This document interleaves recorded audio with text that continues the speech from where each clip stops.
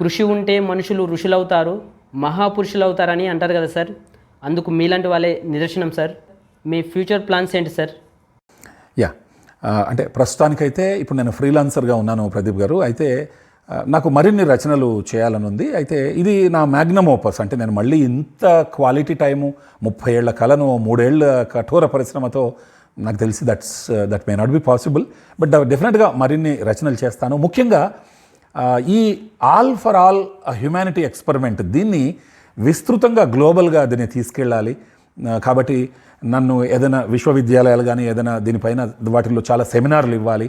ముఖ్యంగా యూత్కి మనందరం ఒకరికొకరం తలుచుకొని ఆ పరామర్శలు చేసుకుంటూ ఈ రియా అనే మంత్రాన్ని ముందుకు తీసుకెళ్ళి ఒక అవగాహన, సక్సెస్ ఎడ్యుకేషన్ ద్వారా మీరు అనుకున్న దానికంటే ఎక్కువ సమర్థులు. ఈ భూమి మీద ప్రతి ఒక్కరూ తాను అనుకున్న దానికంటే తాను ఎక్కువ సమర్థుడు. అక్కడ డౌట్ ఉంటుంది.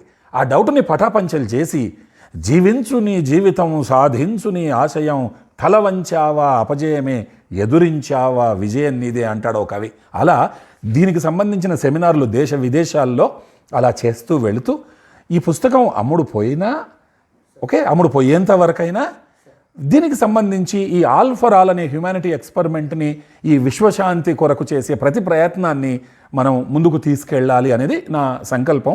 దానికి సంబంధించి ఏమైనా ఆర్గనైజేషన్స్ లేదా కార్పొరేట్ సోషల్ రెస్పాన్సిబిలిటీ కింద కంపెనీసు, లేదు కొన్ని యూనివర్సిటీస్ ఇంటర్నేషనల్ ఆర్ నేషనల్ ఏవైనా, ఇప్పుడు తానా వాళ్ళు ఉన్నాయి, ఇలా ఎక్కడైనా సరే, రైట్, నాట్స్, నాటా, అలా అక్కడికి వెళ్ళి దీనికి సంబంధించిన మంచిని స్ప్రెడ్ చేస్తూ ముందుకు వెళ్ళాలి అనేది ప్రస్తుతం నా ముందున్నటువంటి లక్ష్యం.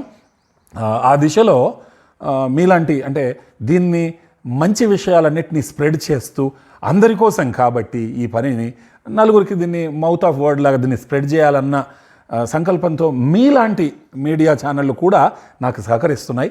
అందుకు నిజంగా కూడా జర్నలిస్టులందరికీ కూడా నేను మీ ఛానల్ తరపున both electronic and print media వాళ్ళకి నేను ప్రత్యేకమైనటువంటి ధన్యవాదాలు తెలియజేస్తున్నా.